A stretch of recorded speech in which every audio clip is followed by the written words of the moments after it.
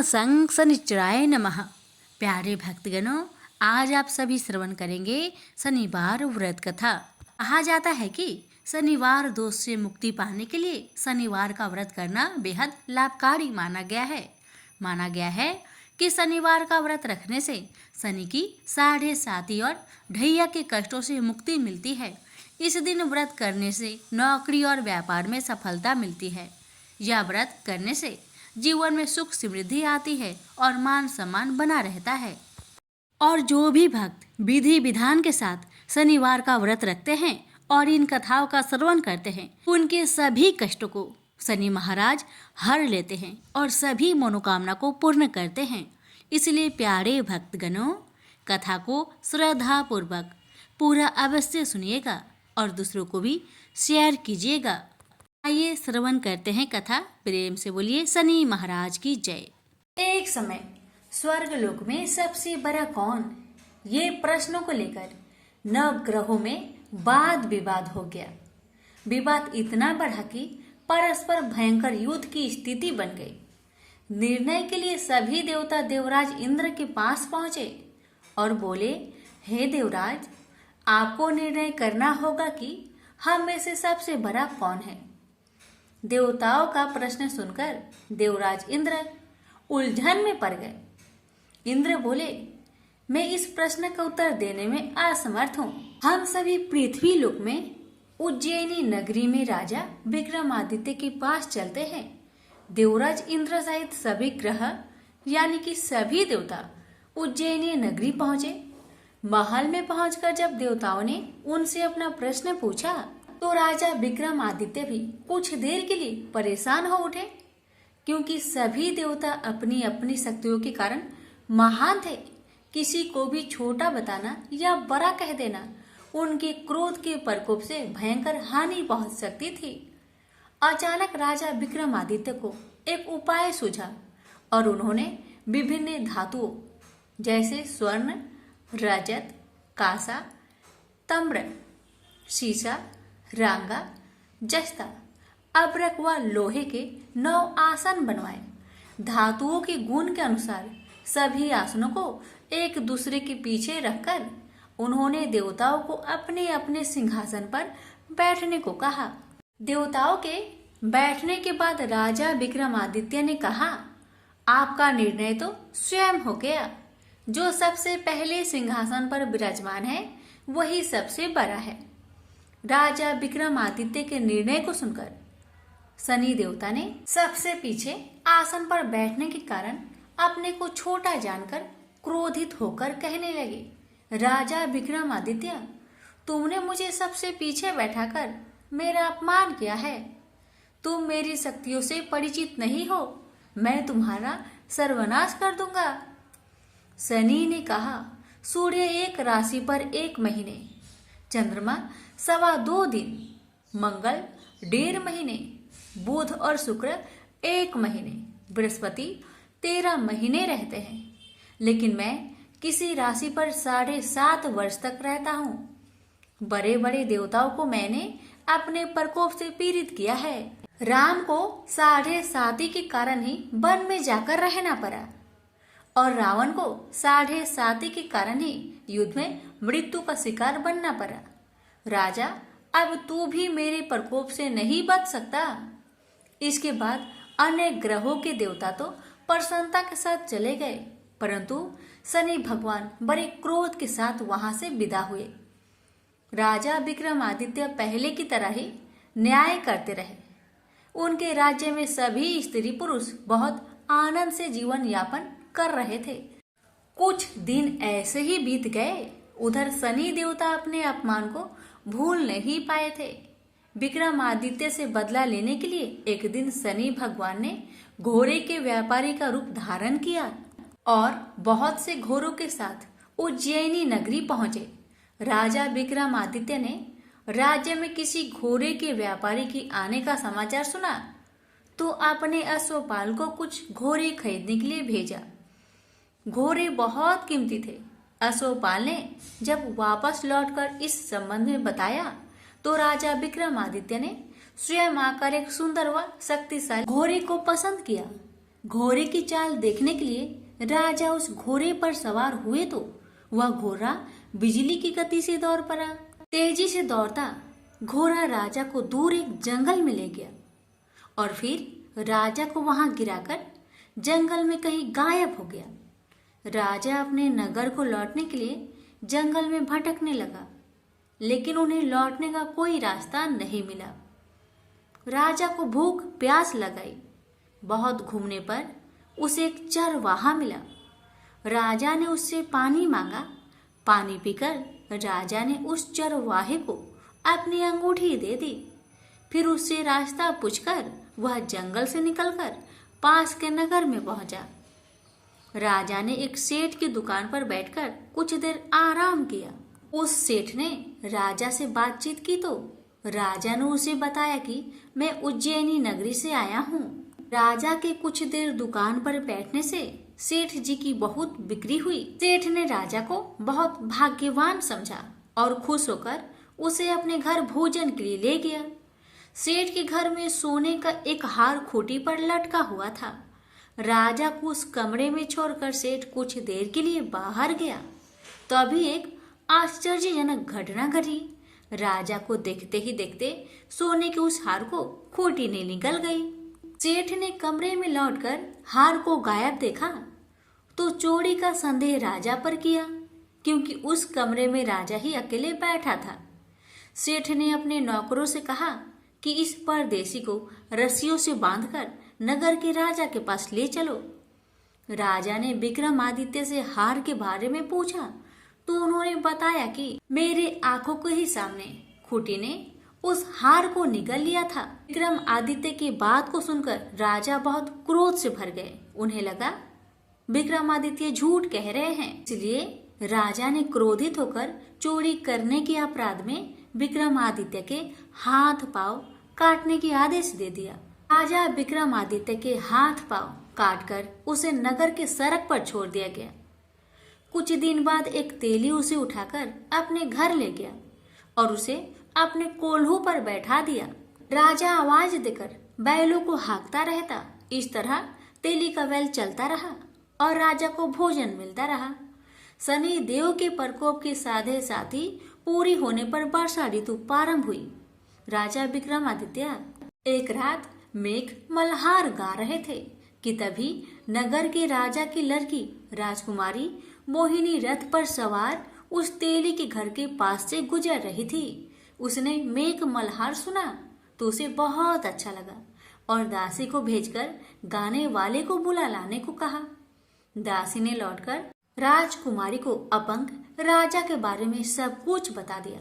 राजकुमारी उसके मेघ मल्हार से बहुत मोहित हुई थी, अतः उसने सब कुछ जानकर भी अपंग राजा से विवाह करने का निश्चय कर लिया। राजकुमारी ने अपने माता पिता से जब यह बात कही तो वे हैरान रह गए। रानी ने मोहिनी को समझाया, बेटी तेरे भाग्य में तो किसी राजा की रानी होना लिखा है, फिर तू उस अपंग से विवाह करके अपने पांव पर कुल्हाड़ी क्यों मार रही हो। राजकुमारी ने अपनी जिद्दी नहीं छोड़ी। अपनी जिद्दी पूरी करने के लिए उसने भोजन करना तक छोड़ दिया और प्राण त्याग देने का निश्चय कर लिया। आखिर राजा रानी को विवश होकर अपंग विक्रमादित्य से राजकुमारी का विवाह करना पड़ा। विवाह के बाद राजा विक्रमादित्य और राजकुमारी तेली के घर रहने लगे। उसी रात सपने में शनि भगवान ने राजा से कहा, राजा तुमने मेरा प्रकोप देख लिया, मैंने तुम्हें अपने अपमान का दंड दिया है। राजा ने शनि भगवान से हाथ जोड़कर क्षमा प्रार्थना की कि हे भगवान, आपने जितना दुख मुझे दिया अन्य किसी को ना देना। शनि भगवान ने कुछ सोचकर कहा, राजा मैं तुम्हारी प्रार्थना स्वीकार करता हूँ। जो कोई स्त्री पुरुष मेरा पूजा करेगा, शनिवार को व्रत करके मेरी व्रत कथा सुनेगा, उस पर मेरी अनुकंपा सदा बनी रहेगी। प्रातःकाल राजा विक्रमादित्य की नींद खुली तो उसने अपने हाथ पांव देखकर राजा को बहुत खुशी हुई। उसने मन ही मन शनि भगवान को प्रणाम किया। राजकुमारी भी राजा के हाथ पांव सही सलामत देखकर आश्चर्य में डूब गई। तब राजा विक्रमादित्य ने अपना परिचय देते हुए शनि भगवान की प्रकोप की सारी कहानी सुनाई। सेठ को जब इस बात का पता चला तो दौड़ता हुआ तेली के घर पहुंचा और राजा के चरणों में गिरकर क्षमा मांगने लगा। राजा ने उसे क्षमा कर दिया क्योंकि यह सब तो शनि भगवान के प्रकोप से हुआ था। सेठ राजा को अपने घर ले गया और उसे भोजन कराया। भोजन करते समय वहां एक अनोखी घटना घटी। सबके देखते देखते उस खुटी ने हार को उगल दिया। सेठ जी ने अपनी बेटी का विवाह भी राजा के साथ कर दिया और बहुत से स्वर्ण आभूषण धन आदि देकर राजा को विदा किया। राजा विक्रमादित्य राजकुमारी मोहिनी और सेठ के साथ उज्जैनी पहुंचे तो नगर वासियों ने हर्ष से उनका स्वागत किया। अगले दिन राजा विक्रमादित्य ने पूरे राज्य में घोषणा कराई कि शनिदेव सब देवों से सर्वश्रेष्ठ हैं। प्रत्येक स्त्री पुरुष शनिवार का उनको व्रत करे और व्रत कथा अवश्य सुने। राजा विक्रमादित्य की घोषणा से शनिदेव बहुत प्रसन्न हुए। शनिवार का व्रत करने और व्रत कथा सुनने के कारण सभी लोगों की मनोकामनाएं शनिदेव की अनुकंपा से पूरी होने लगी। सभी लोग आनंद पूर्वक रहने लगे। प्रेम से बोलिए शनि महाराज की जय। हे शनि महाराज, आपकी कथा कहने वाले, सुनने वाले, हुक्कार भरने वाले सभी भक्तों की सभी मनोकामना को पूर्ण करना, सभी की कष्टों को दूर करना। प्रेम से बोलिए शनि महाराज की जय। आप श्रवण करें शनि महाराज और ब्राह्मण की कथा। बहुत समय पहले की बात है। एक ब्राह्मण और ब्राह्मणी एक गांव में रहा करते थे। ब्राह्मण हर रात अपने सपने में नीली घोड़ी पर नीले कपड़े पहने एक आदमी को देखता था और वह आदमी कहता था, हे ब्राह्मण देवता, मैं तेरे लगूंगा। ब्राह्मण घबराकर उठ जाता और अगले दिन यही सपना उसे फिर आता। यह सपना उसे रोज आने लगा। ब्राह्मण बहुत परेशान हो गया और चिंता के मारे दुबला होने लगा, सूखने लगा। तो एक दिन उसकी पत्नी ने उससे कारण पूछा, हे ब्राह्मण देवता, आपको मैं इतनी अच्छी अच्छी भोजन पकाकर देती हूँ, फिर भी क्या कारण है कि आप दुबले होते जा रहे हैं? तो ब्राह्मण ने अपनी सपने की सारी बात पत्नी को बताया। ब्राह्मणी बोली, मुझे लगता है अवश्य ही वो शनि महाराज होंगे। अब की बार जब वो आपको दिखे तो आप कह देना, लग जाओ, पर 1:15 से ज्यादा मत लगना। उस दिन फिर सपना आने पर ब्राह्मण ने कहा, लग जाओ, पर कितने समय के लिए लगोगे? शनि जी बोले, 7.5 वर्ष का लगूंगा। ब्राह्मण ने कहा, क्षमा करे शनि भगवान, इतना भारी तो मुझसे झेला नहीं जाएगा। तब शनि भगवान बोले, तो 5 वर्ष का लग जाता हूँ। ब्राह्मण ने मना किया तो शनि जी कहने लगे, 1:15 का तो लगूंगा ही, इतना तो कोढ़ी कलंकी भिखारी के भी लग जाता हूँ। तब ब्राह्मण ने कहा, ठीक है। ब्राह्मण को 1:15 की शनि की दशा लग गई। ब्राह्मण ने दीन से जाकर ब्राह्मणी से कहा, मेरे 1:15 शनि की दशा लग गई है, इसलिए मैं जंगल में जाकर यह समय वहीं पर बिताऊंगा। मेरे लिए खाने पीने का सामान एक पोटली में बांध दो, और हाँ, मेरे जाने के पीछे तुम किसी से झगड़ा मत करना। इस बात का खास ध्यान रखना, ज्यादातर घर में ही रहना और बच्चों का ध्यान रखना। इस 1:15 के समय में कोई भी गाली दे तो चुपचाप सुन लेना, बहस मत करना। यह समझाकर ब्राह्मण जंगल में चले गए। जंगल में ब्राह्मण एक पीपल के पेड़ के नीचे बैठ गए और हनुमान जी का पाठ करने लगे। 1 पहर बीत गया। ब्राह्मण ने सोचा बाकी बचा समय रास्ते में बीत जाएगी, इसलिए वहां से चल दिया। रास्ते में एक बाड़ी में मतीरे लगे थे। माली से एक मतीरा खरीदा, पोटली में बांधा और आगे को बढ़ा। आगे एक आदमी मिला जो असल में कोई और नहीं, भगवान शनि महाराज थे। ब्राह्मण से पूछा कि पोटली में क्या है? तब उसने कहा, मतीरा है। तब शनि भगवान बोले, दिखाओ। ब्राह्मण ने पोटली खोली, उसमें वह मतीरा राजकुमार का कटा हुआ खून से लथपथ सिर दिखाई दिया तो शनि भगवान ब्राह्मण को राजा के पास ले गए और कहा कि इस ब्राह्मण ने राजकुमार की हत्या कर दी है। इसके पास पोटली में राजकुमार का सिर है। राजा ने कहा, मैं यह नहीं देख सकता, इस ब्राह्मण को सूली पर चढ़ा दो। राजा के यहाँ हाहाकार मच गया। ब्राह्मण को सूली चढ़ाने से पहले पूछा गया कि तुम्हारी कोई आखिरी इच्छा हो तो बताओ। ब्राह्मण ने सोचा किसी तरह पहर पूरा बस हो जाए। ब्राह्मण ने सोच समझकर कहा। उसने कहा कि वह रोज बालाजी का कथा सुनता है, मरने से पहले अंतिम बार बालाजी का कथा सुनना चाहता है। ब्राह्मण को कथा सुनाने का प्रबंध किया गया। कथा कहते कहते सवा पहर पूरा हो गया। शनि की दशा टलते ही राजकुमार शिकाल खेल कर लौटा हुआ दिखाई दिया। राजकुमार को आता देखकर राजा बहुत खुश हुआ, लेकिन उसे निर्दोष ब्राह्मण की हत्या का दोष लगने का डर सताने लगा। उसने तुरंत घोड़सवार सैनिकों को ब्राह्मण को आदर सहित ले आने के लिए भेजा। ब्राह्मण राज दरबार में आया तो राजा ने क्षमा मांगी और पोटली दिखाने के लिए कहा तो पोटली खोली तो उसमें मदिरा था। राजा ने इन सब के बारे में पूछा तो ब्राह्मण ने बताया, मुझे सवा पहर की शनिचर की दशा लग गई थी, इस कारण यह सब तमाशा हुआ। राजा ने पूछा, यह दशा कैसे टलती है?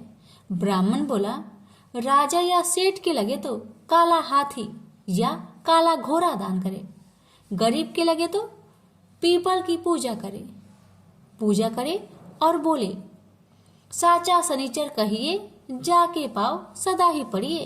अरे भगवान की कहानी सुने, तिल का तेल और काला उड़द दान करे, काले कुत्ते को तेल से चुपर कर रोटी खिलाए तो शनिचर की दशा उतर जाती है। राजा ने उसे मतीरा वापस दे दिया। घर आकर ब्राह्मण ने मतीरा काटा तो उसमें बीज की जगह हीरे मोती निकले। ब्राह्मणी ने पूछा, यह कहाँ से लाए हैं? आप तो कह रहे थे कि शनिचर की दशा लगी है। ब्राह्मण ने कहा, जब दशा लगी थी तो यह मतीरा राजकुमार का सिर बन गया था। जब शनि की दशा उतरी तो शनि भगवान निहाल कर गए। हे शनि देवता, जैसे ब्राह्मण के शनि की दशा लगी वैसे किसी का ना लगना। बोलिए प्रेम से शनि महाराज की जय। पिपलाद ऋषि की कथा। पिपलाद ऋषि का नाम आप सबने सुना होगा। वह महर्षि दधीचि के पुत्र थे। महर्षि दधीचि जिन्होंने अपनी हड्डियां दान कर दी थी, जिससे इंद्र का वज्र बना और वृत्रासुर का संहार संभव हो पाया। यह घटना ब्रह्म पुराण की है। शमशान में जो महर्षि दधीचि के मांस पिंड का दाह संस्कार हो रहा था तो उनकी पत्नी अपने पति का वियोग सहन न कर पाई और पास में स्थित पीपल के वृक्ष की कोटर में, जो जड़ों के कारण एक गहरा गड्ढा बन जाता है, उसमें अपने 3 वर्ष के बालक को रखकर स्वयं चिता पर सती हो गई। इस प्रकार महर्षि दधीचि और उनकी पत्नी का बलिदान हो गया। किंतु पीपल की कटोर में रखा बालक भूख प्यास से तड़पने लगा और चिल्लाने लगा। जब कोई वस्तु उसे नहीं मिली तो कोटर में गिरे हुए पीपल के फल खाकर वह बड़ा होने लगा। एक दिन देव ऋषि नारद वहां से गुजरे। नारद ने पीपल की कोटर में बालक को देखकर उससे उसका परिचय पूछा। बालक ने अपना परिचय दिया और बताया कि मैं नहीं जानता कि वह कौन है। नारद ने पूछा कि तुम्हारे जनक कौन हैं? तब बालक भी उसी तरह का उत्तर दिया कि वह नहीं जानता कि उसके जनक कौन है। तब नारद जी ने अपना ध्यान धरकर उस बच्चे के बारे में पूरी जानकारी निकाली और उसे बताया कि तुम महान दधीचि के पुत्र हो। तुम्हारे पिता की अस्थियों का वज्र बनाकर ही देवताओं ने असुरों पर विजय प्राप्त की थी। नारद ने बताया कि तुम्हारे पिता दधीचि की मृत्यु मात्र 31 वर्ष की उम्र में ही हो गई थी। बालक ने अपने पिता की अकाल मृत्यु के बारे में जानना चाहा। तब नारद जी ने बताया कि उन पर आई इस विपत्ति का कारण शनि देव का महादशा थी। नारद जी ने उस बालक को पिपलाद नाम दिया क्योंकि वह पीपल के पत्ते और उसका गुदा खाकर बड़ा हुआ। उसके बाद नारद जी ने उसे दीक्षित किया। नारद जी के जाने के बाद उस बालक ने, जिसका नाम पिपलाद था, ब्रह्मा जी की घोर तपस्या की। ब्रह्मा जी ने जब बालक से वर मांगने के लिए कहा तो पिपलाद ने अपनी दृष्टि मात्र से किसी को भी जलाने की शक्ति मांगी। ब्रह्मा जी ने उसे वरदान दे दिया। ब्रह्मा जी के वरदान के बाद पिपलाद ने सबसे पहले शनि देव का आह्वान किया और उन्हें अपने सामने प्रस्तुत किया। सामने पाकर उन्होंने शनि देव को भस्म करना शुरू कर दिया। शनि देव के शरीर जलने लगे। ब्रह्मांड में कोलाहल मच गया। सूर्य पुत्र शनि की रक्षा के लिए सारे देवता विफल से प्रतीत होते थे। सूर्य ने अपनी आंखों के सामने अपने पुत्र को जलता हुआ देखा और ब्रह्मा जी से उसे बचाने के लिए विनय निवेदन किया। ब्रह्मा जी ने स्वयं पिपलाद के सम्मुख प्रकट होकर शनिदेव को छोड़ने के लिए कहा, किंतु वह तैयार ना हुआ। ब्रह्मा जी ने एक के बदले 2 वरदान मांगने की बात कही। तब पिपलाद ने खुश होकर 2 वरदान मांगे। पहला, जन्म से 5 वर्ष तक किसी भी बालक की कुंडली में शनि उसको कारक नहीं होगा। जैसे मैं अनाथ हुआ, शनि के कारण कोई और अनाथ नहीं होगा। दूसरा वर, उन्होंने कहा, मुझ अनाथ को पीपल में शरण दी थी, अतः जो व्यक्ति सूर्य उदय से पूर्व पीपल वृक्ष पर जल चढ़ाएगा उस पर शनि की बुरी महादशा का असर नहीं होगा। ब्रह्मा जी ने तथास्तु कहकर वरदान दिया।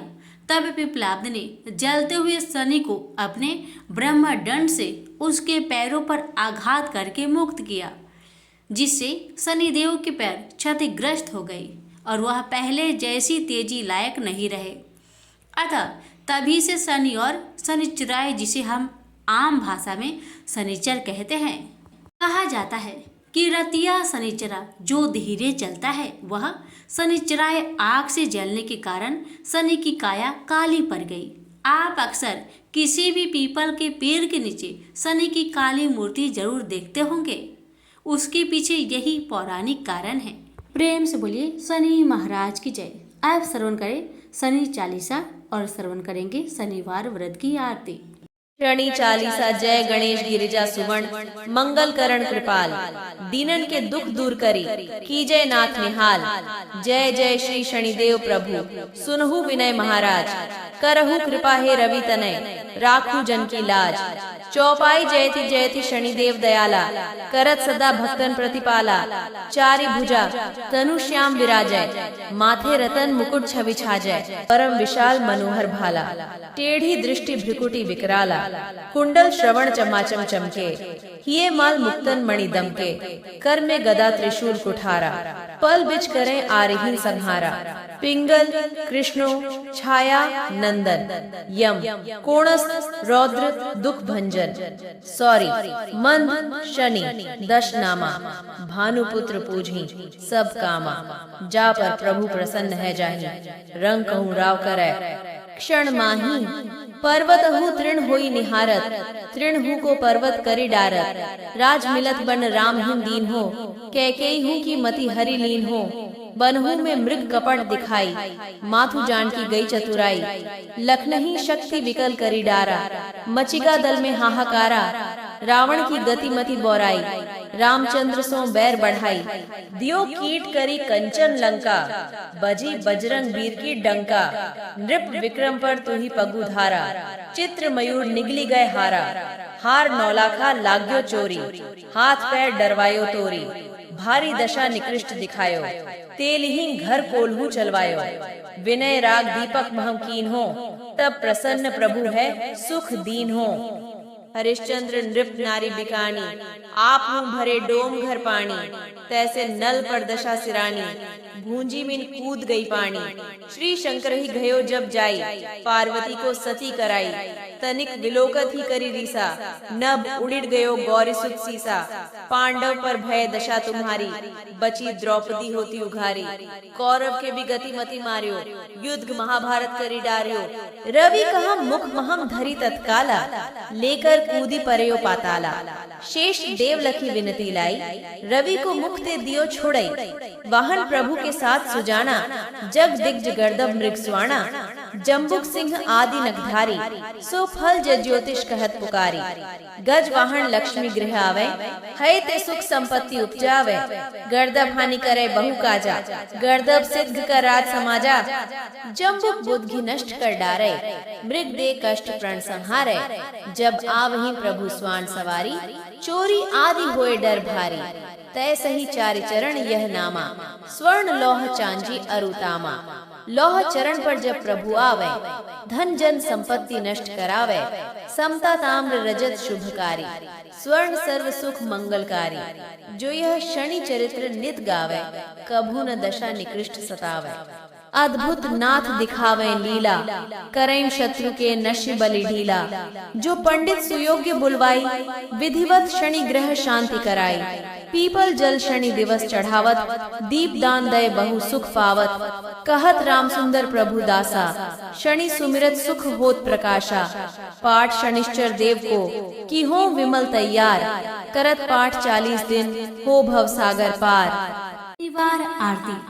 जय शनि देवा, जय शनि देवा, जय जय शनि देवा।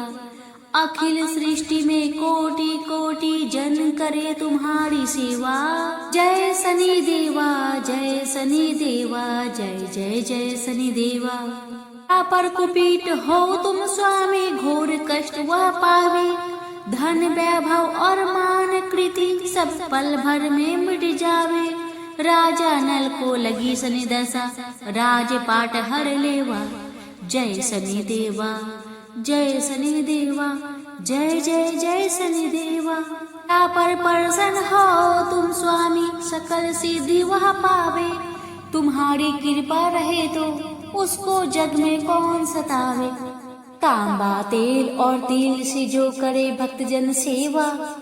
जय शनि देवा, जय शनि देवा, जय जय जय शनि देवा। हर शनिवार तुम्हारी जय जयकार जगत में होवे। कलयुग में शनि देव महात्म, दुख दरिद्रता धोवे। करूँ आरती भक्ति भाव से भेंट चढ़ाओ मेवा। जय शनि देवा, जय शनि देवा, जय जय जय शनि देवा।